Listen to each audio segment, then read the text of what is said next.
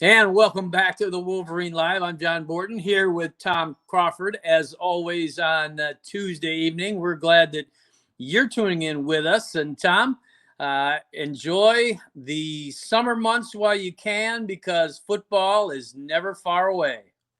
No, it's never far away. And when you have this much anticipation of a terrific year for the Michigan Wolverines, potential third Big Ten championship in a row, and CFP berth, and maybe get it all the marbles, win a natty. Yeah, everybody's talking about Michigan football, and we're almost to Memorial Day, and that I'm not wishing the summer away, but that leads to June, and then July is Big Ten media days, and we're off to the races after that. One interesting thing about this time of year is that, used to be after spring ball, if we weren't talking to guys specifically for our football preview, it was pretty slim pickings. You wouldn't see guys much other than then Jim Harbaugh comes along and starts these camps, summer camps, and different things, and you could catch guys there once in a while. And now they're with NIL, they're showing up at different events and doing things, and so it's kind of interesting. You get little tidbits here and there, and we want to talk about a few of those tonight. Starting with Kirk Campbell, we have talked about him already. The new quarterbacks coach full time. He was around last season, but it just seems like every single quarterback that you talk to on this squad is just blown away with what he has been able to do in a very short time. I want to give you a couple of quotes from one Alex Orji, one of the younger guys that is on this quarterback's roster. You may see it. We saw him last year. He can run with a football. He can throw it a little bit. But what Alex said was that everybody in the entire quarterback room made a huge jump in this offseason. Talks about the details that he brings to it, just everything about him, the excitement. You've heard a lot of guys talk about the excitement that he brings and the detail he brings. And this is Orji's quote: holding us to the highest standard possible, giving us numbers, making sure we're hitting our completion percentage, getting our touchdowns. And he's really making sure that everyone from the top of the room to the bottom knows exactly what we're doing on every single snap. It's different. Yeah, you can tell when some guys are saying all the right things about a new coach, but there's an enthusiasm over this switch that I think these guys are really sold on Kirk Campbell. They knew him from last year when he had a big hand in what Michigan was doing on offense. Joe fan in the stands didn't necessarily know that, but now he takes the reins, and these guys are pretty pumped about it. Yeah, for Kirk Campbell, the analyst role at Michigan, and this happens at a lot of big-time programs, is a great access point to get a position group opportunity, and he did with the Matt Weiss departure. And I don't know who did Clayton write that article or Anthony. I read it. That was Clayton Safey, yeah, the one Clayton, and only. Terrific job on that. I read that piece, and it brought home a little bit stuff for me. About kind of the attention to detail in practice that Alex Orji was talking about. And my son, I think I mentioned before, Cody's up at Central Michigan. He was a guest of Albert Karshnia, the recruiting operations coordinator. Albert worked with Cody at Central Michigan, was on the staff, now down after the 21 season, came back down to Michigan. He's a Michigan guy, was in that program before. And so Cody got to witness a spring practice. And the biggest takeaway he got was the attention to detail during the practice, right?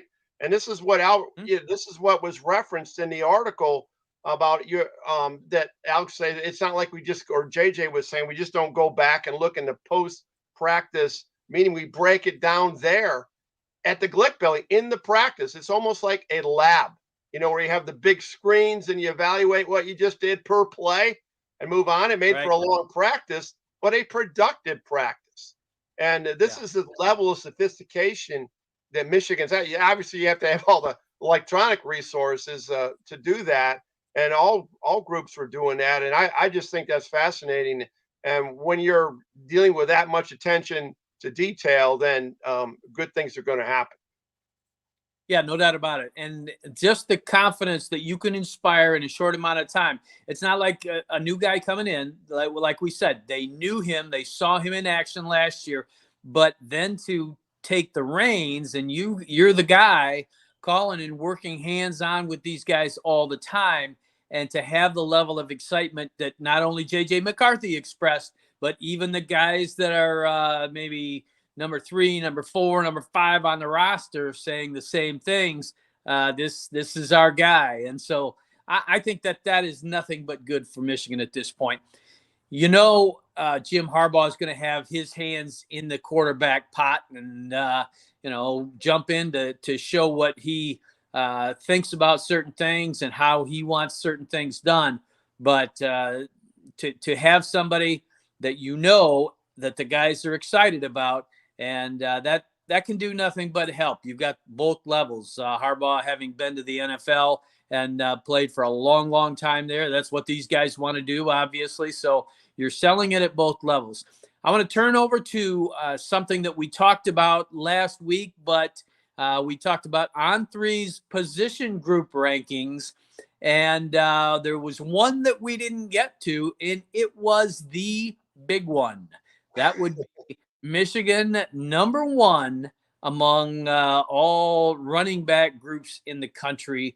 And we've talked an awful lot about Blake Corum and Donovan Edwards. I mean, that's kind of got to be the worst nightmare for some defenses, seeing the fact that those two guys are having this offseason, didn't do very much in spring ball, but they're healing up and getting ready for a season where they can combine to maybe live up to what On3 projected best running back group in the country. Yeah, and this is the most intriguing thing that I'm looking for once the season starts.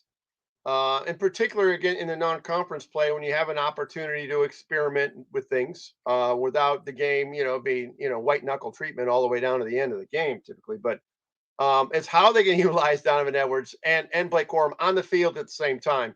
And, as opposed to an alternative thing where they get, 20 carries and it's one or the other. Tamunga Biaka-Matuka, Tyrone Wheatley kind of thing. Not that, right. But maybe, and going way back, I mean, the Billy Taylor, Glenn Dowdy thing where they took the starting running back, Billy Taylor out, superseded him, and Glenn Dowdy was all of a sudden a wing back running counter plays. You got to get your best athletes on the field, and you got to get them touches. So, I mean, the game's way different now than it was, 40, 50 years ago. But I think it's a good illustration of the challenge of just getting your playmakers out there with the ability to make plays. And these guys are just terrific athletes. I mean, Donovan Edwards could be an All-American receiver if he focused on that. And with just the way how sophisticated offenses have become, it's kind of the new gadget lab right now is offenses in intercollegiate football. And get him out in space. I don't know where you place him. But there's got to be scenarios where you put them both on the field at the same time. But think of the threat that a defense would have to focus upon when both Blake Corum and Donovan Edwards are on the field at the same time, with J.J. McCarthy behind center, let alone all the other tools in the toolbox at wide out and tight end, with an offensive line as good as they are protecting. That's pretty potent stuff right there, JB. Yeah, there's no doubt about it. And the thing about it is, Donovan Edwards, everybody talks about his versatility. I think that Blake Corum has his own ability to move around and do some different things. I could see him certainly slipping into a slot situation, or catching the football out of the backfield, or doing some of those same things, and have those guys be almost interchangeable in their ability to move out and show people different looks and do all this. I mean, you talk to Jamie Morris is one of those classic Michigan running backs that says he's adamant. These guys have to be on the field I agree. Together 80-90% of the time. Well, how do you do that? I'm going to throw the question at you. I mean, when you have a single setback kind of scenario, typically in college football, with your four wide, I mean, how do you do that? I mean, do you put him in a slot, JB? I mean, what would be your secret sauce of utilizing both at the same time? I'm interested to see what you think about that. Well, I would. That would be my number one move, is put him in the slot, and that, you know, if they can go two back and swing one or the other out to catch a pass out of the backfield, there are different ways to approach this thing. But I just think different levels of creativity in different situations. I could see a backfield of maybe Alex Orji somewhere inside the red zone with those two on the field, and you know, come together and get the ball. Yeah. Well, think about when you're going back, and we're all going back into the highlights of the 2022 campaign, right? In the Ohio State game with Donovan, and just the stride. I mean, I just saw the Preakness this past weekend, and the Kentucky Derby 2 weeks prior to that, and Donovan Edwards has a thoroughbred racehorse kind of stride. I mean, it stretches. And so you say to yourself, got to have him at tailback, you know? And so you think that little nugget about Blake, put Blake in in kind of a gadget situations. The other element is what's wrong with also keeping them fresh, right? And not where, Blake Corum's getting 28 to 31 carries a game, where the wear and tear does have residual effect. I mean, and that maybe that had part to do with in the Illinois game. You just don't know. But I mean, it just limits the chances of injury, fewer snaps, and they're still going to have quality minutes and have huge relevancy on this offense. I get that, but man, I this is a good problem to have, an absolute problem. It's going to be intriguing as hell. Especially in big games, when they get into the big games. I know we're going to talk about the Penn State game later in the in our Wolverine Live here, but I just super excited and trying to figure out and anticipate what they're going to do to utilize these two great athletes.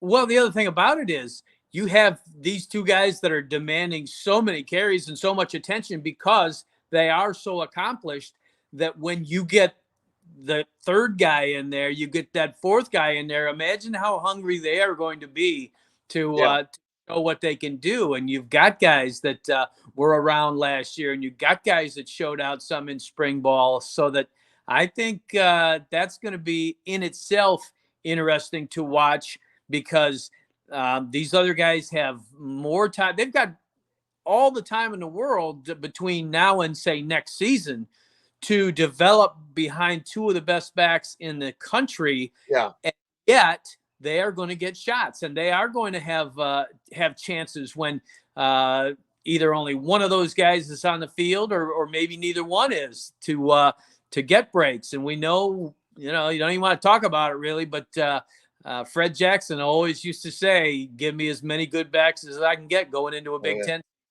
Oh yeah, you want a stable back there, and you want depth, and I mean, and those two guys, and the two freshmen coming in know that the two guys that are the two standouts are going to be gone after this year. I mean, they're moving on. Let's be real. I mean, I would be shocked if Donovan didn't move on, and Blake obviously is going to move on. And I'm knocking on wood. Just stay healthy and find. And these are great kids. These are great leaders. Blake Corum coming back after Jim Harbaugh, encouraged him to leave.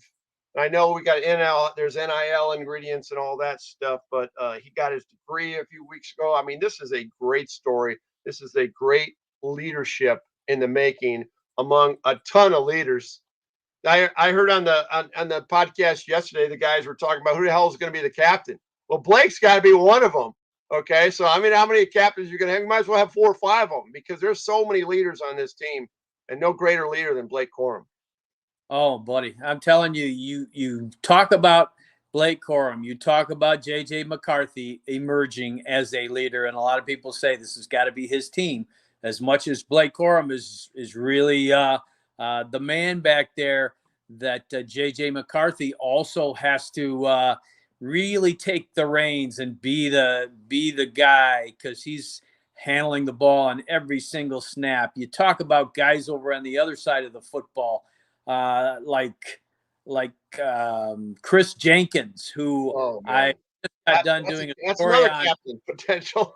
Oh man, does he have captain potential? Wait till you, Tom. I'm not going to give anything away, but definitely read the Chris Jenkins story in the football preview, because if you think he has energy now, if you think he's fired up now, read about some of the things from when he was a little kid, and you are going to see this is not a recent development. I'll just leave it at that. But it was very fun talking to his mom and reliving some of the things that he did as a young man. So, good bloodlines there too. That helps. Oh, no doubt about it. Dad played 10 years in the NFL. Absolutely. So Blake Corum, getting back to him for a minute, he happens to be the top guy on the top achieving team on another On3 list that came out. That would be your top 100 players in the nation. And Michigan, along with Georgia and Ohio State, were the top placers in terms of the most guys. They each got 7 guys, those 3 teams. I'm going to read them off to you and just have you react to this a little bit. Blake Corum, Michigan's number 1, number 14 overall, the senior running back. Will Johnson, number 2 among the Wolverines, number 35 on the On3 list.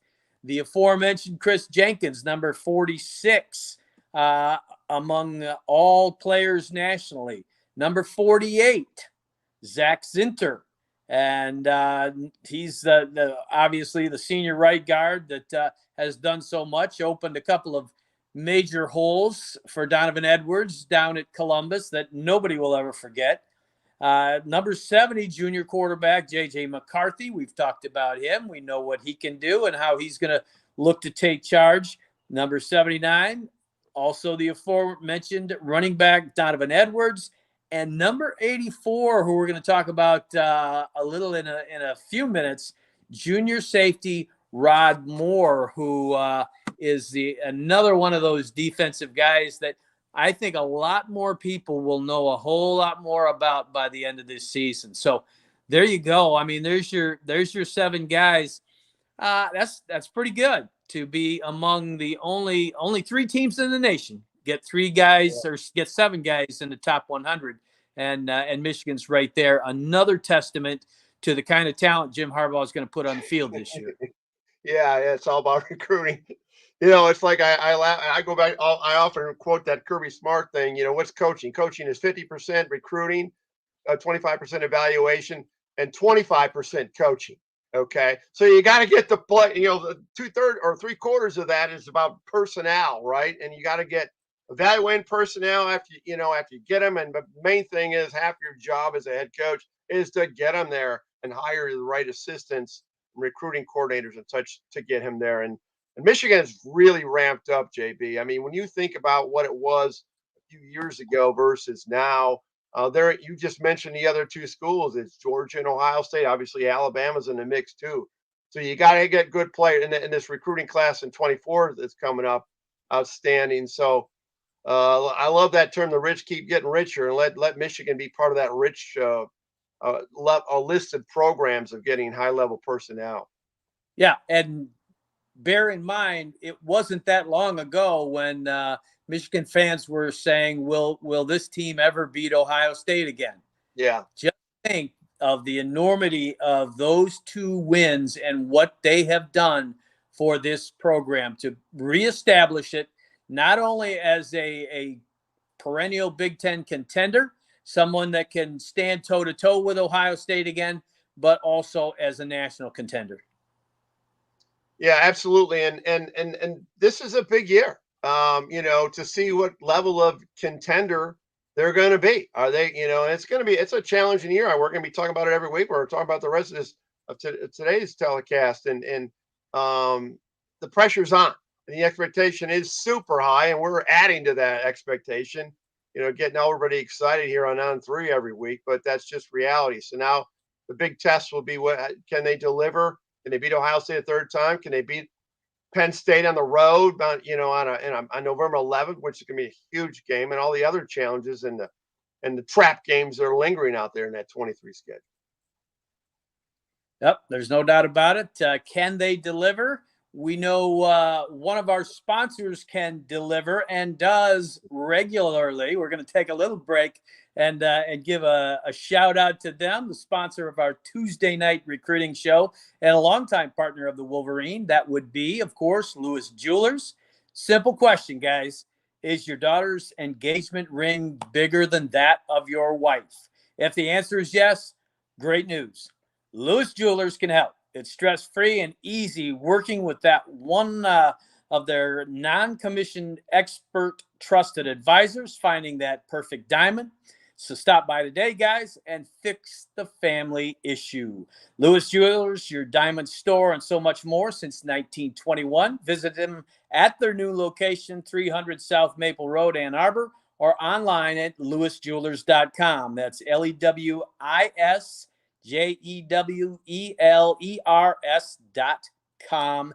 That's Lewis Jewelers, where Ann Arbor gets engaged. And we have been engaged in heavy Michigan football discussion. We remain so. The aforementioned Rod Moore got engaged in the numeral changing business of late. You think of him as the quarterback on defense anyway back there at that safety position, and now all of a sudden he's got the same number as the quarterback. I guess that eliminates J.J. McCarthy from playing any defense and Rod Moore from the offense. But talk a little bit about this guy and in a switch maybe late in his career. He gave a little bit of a heads up that, this could be potentially his last year in a Michigan uniform.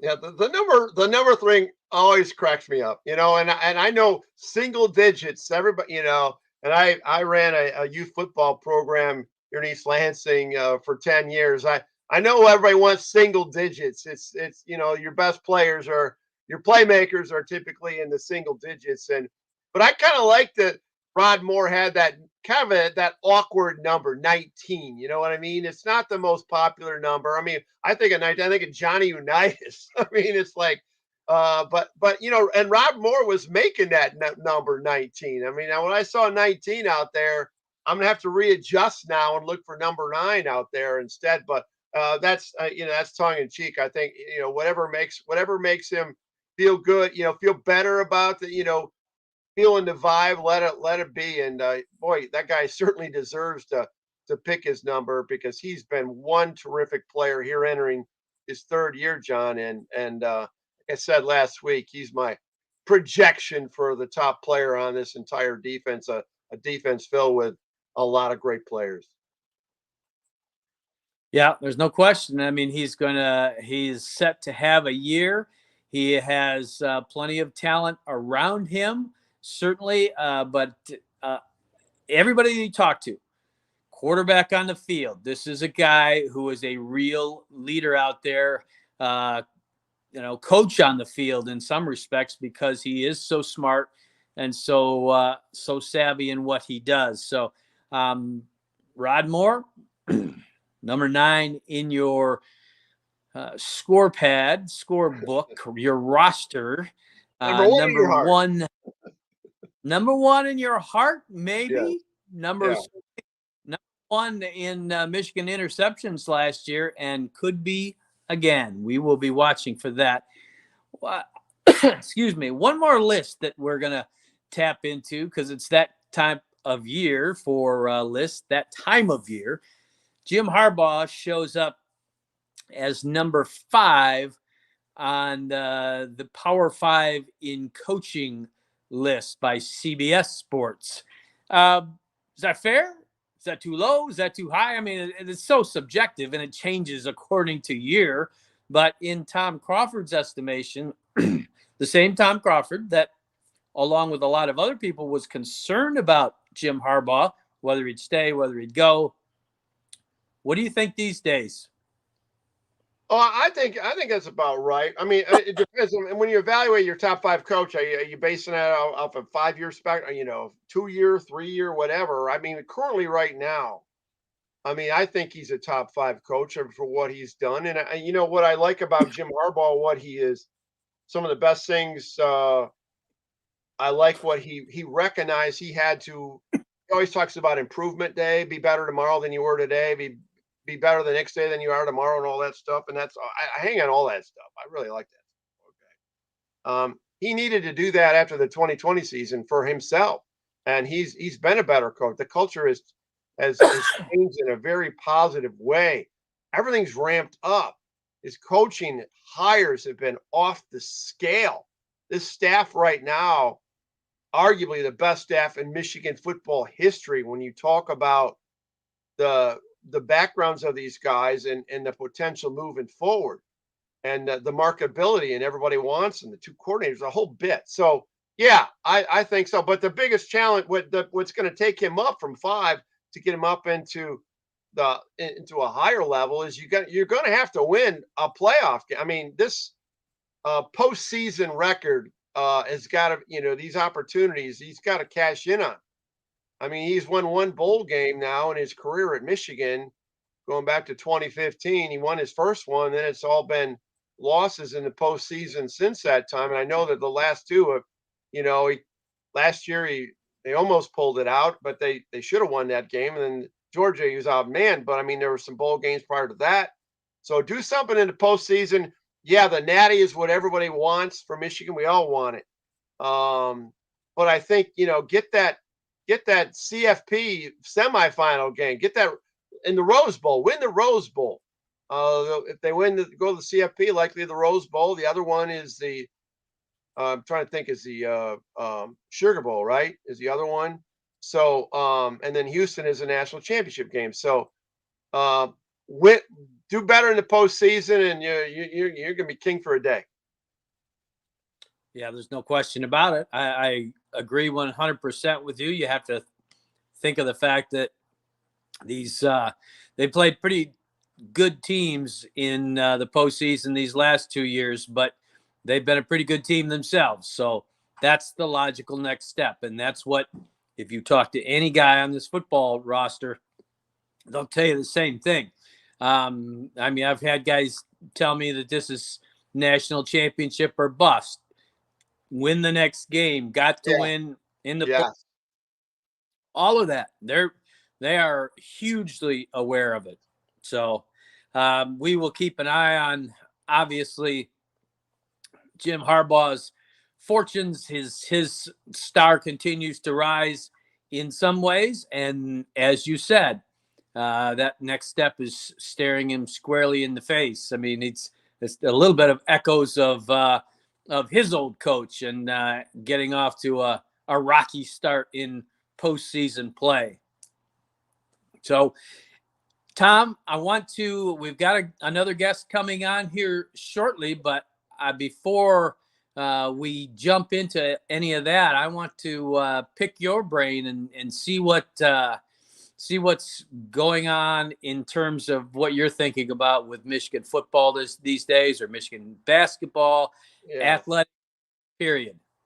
Well, a couple things. One's in football, and then one's in basketball. And first for football, and I'll try to make this as concise as possible. I mean, we've been talking about leadership and preparation, attention to detail, and all this stuff between the lines. But the Shemi Schembechler hire and fire in that 4-day span was another embarrassment that needs they need to clean this vetting process up. I don't know how the heck this happened. That and I'm not a Twitter guy, particularly looking at especially not looking at political type things, and but that the fact that his liking certain tweets, obviously when it dealt with the Jim Crow laws and things of that nature, terrible.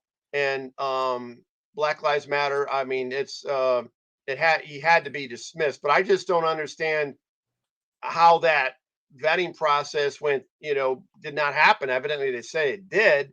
So what? I guess we might not ever find out the answer. But I mean, were they okay with it? Then they weren't okay with it, or did it slip through the cracks? I know a lot of people in HR, before they even interview anybody, they go through their social media platform. So that was unfortunate, and I hope some of these off the field hiccups that have transpired in the last year or two, those will start to go away, and we can just talk about between the lines, because it's kind of fatiguing. That's one thing. Did you have a comment about that? And I'll get on my other thing. Well, other than the fact that I have known Shimmy Schembechler for a long, long time, and it is very unfortunate that we had this situation. You have to, if you're Michigan, you've got to take care of it, and they did. So you just move on. But I understand what you're saying about the vetting process. You don't want to put yourself in a position, especially these days, where you are under that kind of fire, because there's so much more out there. Yeah. I have zero doubt that, and I'm not excusing anything, but back when we were watching Bo Schembechler coach football, there was no social media. There was only what would appear in the paper after the game. And so it is a very different era. Everybody has to be more aware. If you're out there on social media, what you're saying, what you're liking, all of that. So yeah. It is a great lesson, I would say, for every single guy on this team, Absolutely. Every single coach on this team. They've had a couple of things here of late that just serve as a reminder. Hey guys, somebody's watching. Yeah, exactly. Hey, I when this internet thing came out, and I'll never forget, my CEO said, "Just remember," you were telling our staff, the internet is written in ink. Okay, it never goes. Stuff never goes away. It'll come back. So lessons learned. I agree with you. The other thing I know we're short of time, was the basketball thing. A little worried. We're almost at Memorial Day, and there's 3 scholarships still hanging out there. This Olivier Kamwa, the kid from the Tennessee, I guess he's going to visit Michigan. I learned on June 2nd or whatever. And boy, Juwan Howard's got his work cut out for him.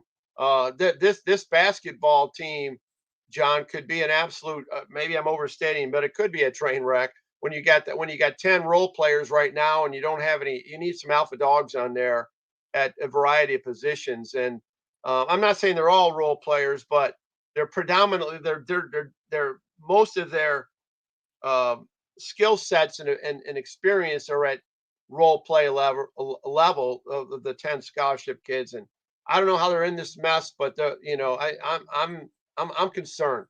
I'm deeply concerned about this basketball team. I think that's valid concern. I think Michigan basketball fans share your concern. So we're gonna do what we do when we're overly concerned. We're gonna shift gears back to football. There you go. Because right now we are joined an old friend, Jed Donahue of the PA Sports Network, and he covers Penn State. He is steeped in Michigan history, however. He also knows Ohio State in and out, so he is prepared to talk Big Ten football in a heartbeat. Jed, welcome. Hi, John. Yeah. Great to be with you guys. Look, I grew up with the Ohio State, Michigan thing. My uncle played for Woody Hayes for 3 years. Okay, so it's part of the DNA, but I've covered Penn State for like 35 years. Go figure, right? They're going to be really good. But I got a funny story. I know we're talking about this tomorrow, John. The Ohio State spring game, you guys have beaten us the last 2 years pretty soundly, right? And Chip Trainum goes 65 yards. I get a text from my buddy in Columbus. He goes, "Isn't that the same hole Edwards went through twice? So they haven't even fixed that or made adjustments yet." So they're all worried about Trainum. And, well, they give him 65 yards. Well, Edwards did the same thing. He hadn't done anything yet to make adjustments to that. So, yeah, we're still on that Michigan thing. Yeah. Just thought you want to know that. Cover zero, right, Jed? Cover zero. Cover zero, exactly. God, it was brutal. but you guys were terrific, man. And, can we talk about officiating against the Big Ten in these national championship playoffs? The one call that went against Michigan in that TCU game changed the whole tenor of that game. And how is that in the Ohio State game not a late hit on Marvin Harrison in the end zone? And what's going on with the officials? That call against Michigan and the goal line where they ruled it a touchdown changed the whole thing around. Yeah. It really did. Fully. I like this guy. Question. I agree with everything Chad says. Changed the whole thing. We're still seeing pictures of Roman Wilson with his backside touching planet Earth in the end zone. And it's rough. I know. Brutal. Tough off season, right? Talk about, and this is on a lot of people's minds because the team that you cover is one that is getting an absolute ton of attention this year. Everybody talks about the game, the Michigan-Ohio State showdown at the end of the season. But 2 weeks earlier, you're going to have a game out in State College, Pennsylvania against, I would say, potentially a couple of top 5 teams at that point. I know Penn State has to be in the top 5. We'll see what happens there. But, I mean, tell us a little bit about November 11th and how Penn State fans are getting geared up for that matchup already. Well, we're waiting to see what the time's going to be, right? I mean, it's probably, is it going to be a primetime game? I don't know, probably a 3:30 game or something. I hope it's not the big noon. Let's let this thing breathe a little bit. But I'm telling you right now, I've covered Penn State every year since 1986. And this is the best returning talent that I've seen come back since 1999. I'm dating myself, but that team had LeVar Arrington. Oh, yeah. And it had Courtney Brown. They went 1-2 in the draft that following year, right? And they had an unbelievable secondary that year. Rashard Casey was coming into his own at quarterback. And that was the team that got clipped that year. If you remember, Tom Brady and Michigan came back and won that game. Marcus Knight. Right? I can throw some Marcus Knight footage in here and nobody will buy me a drink. They don't like that thing. Love it. But that team folded at the end. Minnesota hit that field goal. It was weird. But this team, this Abdul Carter, I'm telling you, you guys know linebacking play at Michigan because you've had a lot of great ones. This kid wears the number 11, the new tradition. I think he's good as any linebacker in the country. I think Will Anderson is a prototype, the kid from Alabama that you got to look at. 2 great defensive ends in Chop Robinson and Denis Dennis Sutton's a sophomore, going to be really good, All-American candidate. I think they got the best secondary in the conference. I know you guys have a really good one. You got an All-American corner, but they've got Kalen King. It's Michigan guy, Cass Tech. I don't know how they got him out of there, but they did. His twin brother's a linebacker. They got Jacobs to come back. It's all about this Drew Aller at quarterback, okay? Do they have enough explosion at the wide receiver position to be able to kind of free these running backs and things like that? They're really good, Singleton and Allen. Here's what they did last year. They did a wrinkle after, Michigan pounded them. And then, they lost the Ohio State game. Franklin went to the offensive coordinator, Mike Yursich. He goes, look, I got 3 really good tight ends. Get them involved or else. Well, they went to this, what they call a tight end T. And it's a power formation. You guys will appreciate this. Good fullback play, right? Well, this Tyler Warren looks like a Penn State guy. You throw him in the white uniform, he looks like he played for Joe in the 70s, right? But it's a really physical formation that's tough to stop in short yardage. Plus, you got Warren. You've got this Theo Johnson, who's 6'5", runs like the wind. They're a handful, man. I think they're a legitimate top 8. I think they can go to Columbus and menace with Ohio State. I think the Buckeyes have major issues along the offensive line, and I'm not sure if McCord has the arm strength that they've been used to having the last few years to really exploit what the advantage is a wide receiver there. I think the Ohio State offensive line, that could be their downfall, man. And Penn State's offensive line with Fashanu, really good. A long answer to your short question, but get ready. They're good. Really good. That begs a couple more questions, a couple more short questions. And one of them, Tom and I were talking earlier about how our network On3 has picked Michigan as having the best running backs group in the nation. But you alluded to those Penn State guys, and I'm sure there's a few Penn State folks that raise a hand and say, "Wait, well, not so fast," because these two guys are pretty special themselves. Well, I think if you're a Penn State, right, you got to show the quorum footage from last year in Ann Arbor. Okay, there's the gold standard. There they are, right? Edwards and Corum, go get them. And I think that the Ohio State tandem, right, with Henderson and Williams, are pretty damn good. The Michigan guys are more proven, and that they're a tick better. But the Penn State kids are really special, and for the first time in like forever, guys, we're not talking about an offensive lineup here that's subpar. They're really good, and they've got the best left tackle in the country in Fashion, who's going to be a top 5 pick next year. So, both have great running games. So does Ohio State, but the Michigan offensive line and the Penn State offensive line, I don't think there are too many concerns. They're really good. Ohio State, on the other hand, work in progress. Yeah. All right. Here's another one for you. You have alluded to Ohio State a couple of times and talked about Penn State having to go in there. Give me, if this is a very early take, but I'm going to put you on the spot a little bit. Tougher game at this point in Jed Donahue's mind. Will it be the Buckeyes in their own house or Michigan in Happy Valley? Ooh, I think Michigan and Happy Valley is a tougher out for the Wolverines. Wow. I think it's a real tough out. That's saying a lot. Yeah, I no, know. I love McCarthy. I love your quarterback. I think he's got a lot of confidence. He's as talented a kid as I've seen at the quarterback position in Michigan in a long while. And you guys have a great quarterback legacy. You got the greatest player ever in NFL history. He's one of your guys, right? But I love this kid. He's got moxie, the running game. Can you guys blow people away with a passing game? You tell me. Give me something for my guys here. Bell, I think, was underrated. Do you have, is Johnson back? Do you have that talent there? You always have good tight ends. Do you have that? Come on the road and win up here? Well, I think they're going to be able to throw the football.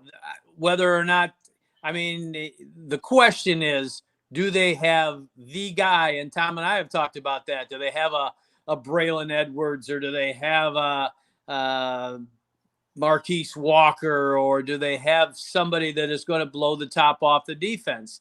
And I know Calvin Johnson got behind the Ohio State defense last year down in Columbus, and that doesn't count. Everybody gets behind. Yeah, I say it's yet to be proven.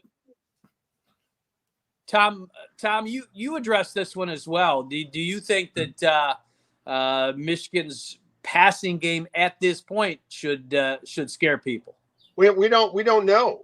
We won't know until we see some development out of CJ and Darius Clemens somebody's got to step up, because right now at the wide receiver, based on last year, I know Roman Wilson's going to be solid with his breakaway. They're the alpha dog, the guy I talked about, the Mario Manningham, and at overtime time running a drag to win the game. Is that going to happen? I don't see it. I got to see it to believe it. But I want to throw it at Jed, at you on this point. I have Michigan winning all their games except one, and that's against Penn State. I have that as a loss to Penn State. Okay, so with that in mind, because the venue. The venue, and yeah. By the way, I would be shocked if that'd be in prime time, because the Michigan State and Ohio State game is at night, and they rarely ever put Michigan State and Michigan on TV at the same time, let alone Ohio State and Michigan. That's right.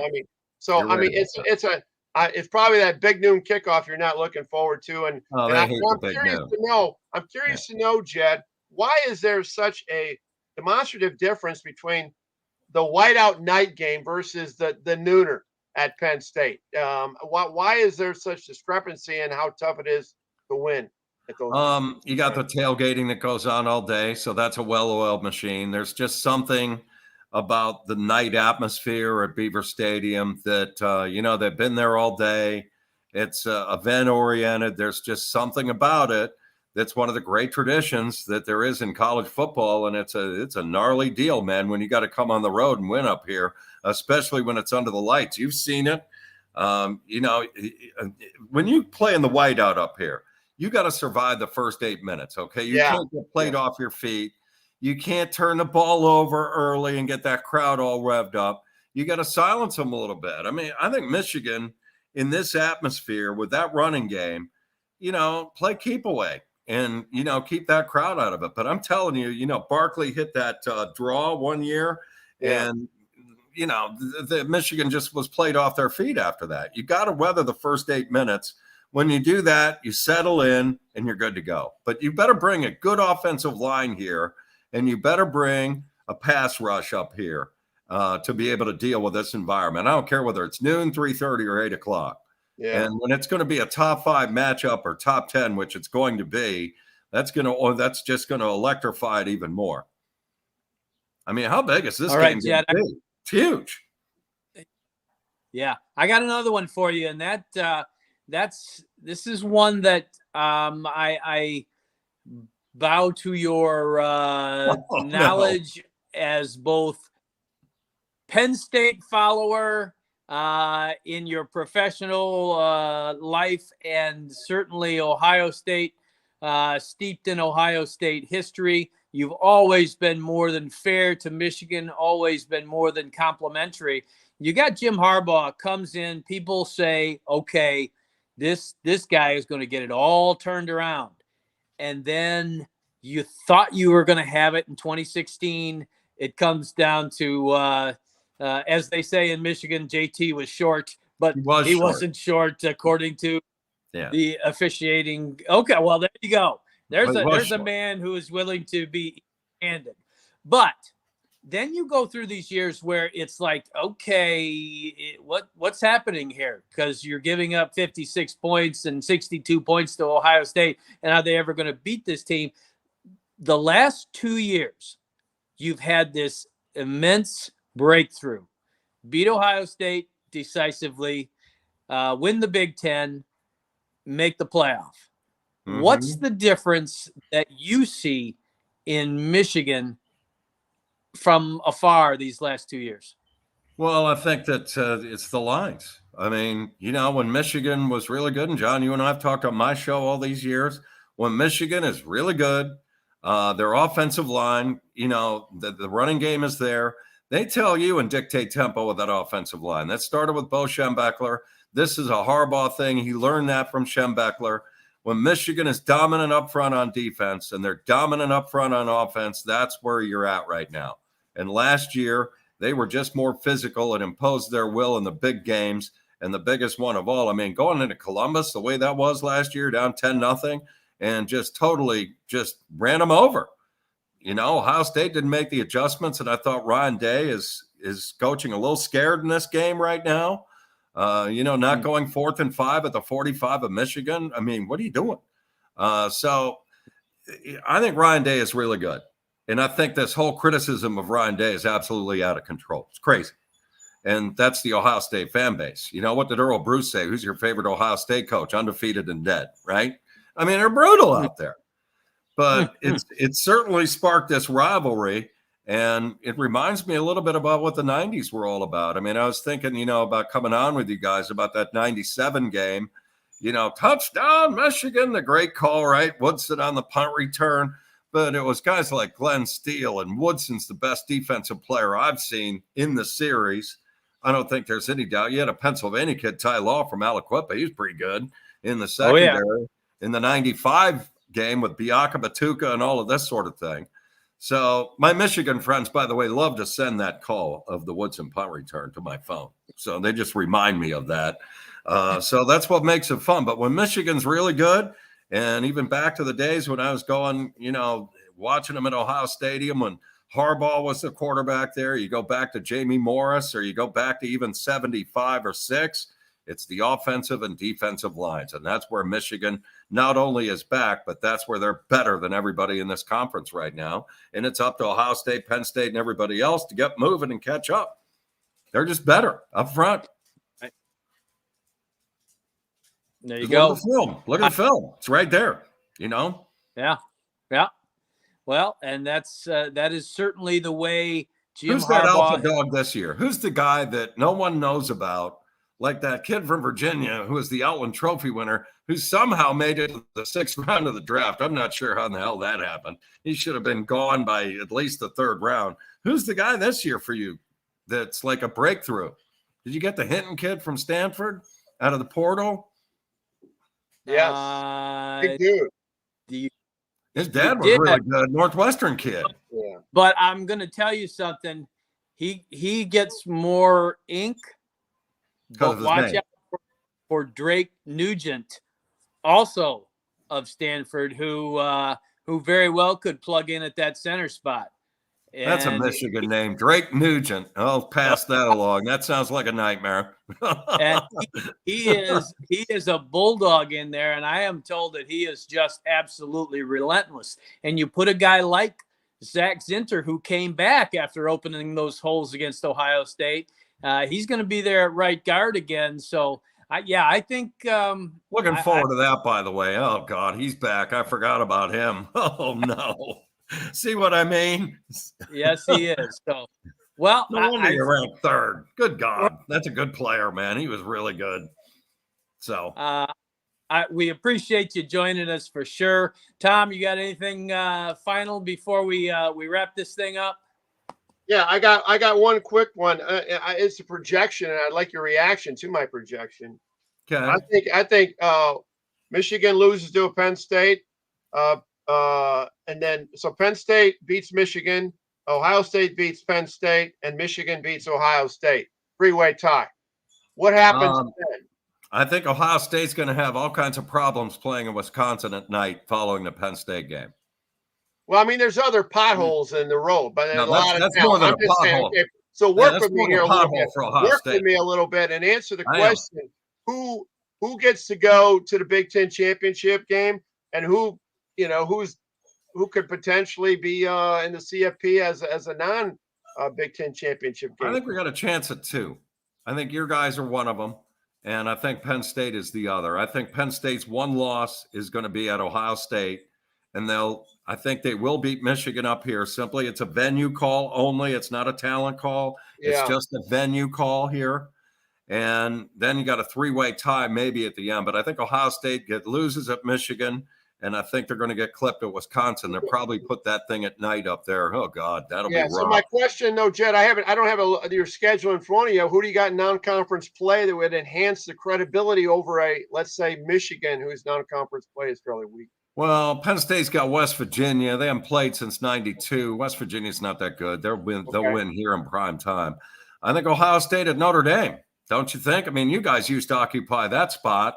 Yeah. The last game of the non-conference, Bo put that game right there for a reason. He wanted to find out what Michigan was all about before they hit the Big Ten. Turned out to be this unbelievable rivalry with Notre Dame. I missed that game. I'm glad Ohio State's playing in it. But, why is Michigan not playing a better non-con? You guys always play somebody big. What happened? 2 years back-to-back of just a group of 5, and it had to do with a UCLA cancellation. Oh, okay. They pulled the plug. Okay. Yeah. Now that's unfortunate. But now we'll see that game. Whoever was involved in that switch or whatever, I don't know. I haven't really heard a straight answer on it. Who are the protected games for you guys, do you think, of the new schedule with USC and UCLA coming? I'm hearing here it's Ohio State, Michigan State, most likely Rutgers. Whatever. I don't know. What are protected? Michigan State and Ohio State are protected games for Michigan. So who'd be the 3rd one that they'll throw in there? They're going to do a USC UCLA deal. They might go USC, given some of the bowl history. Never know. Yeah. So, well, anyway, we got to wrap this thing up. All right, man. I'll talk to you tomorrow, John. Yeah. Well, thanks for joining us, and thanks for having me. Join us again next week on Wolverine Live. We will be back, Tom and I, and we're going to bring Jed Donahue back for sure in the fall when it's time to talk Michigan Penn State. Looking forward to it, guys. Thanks for having me, man. Appreciate it.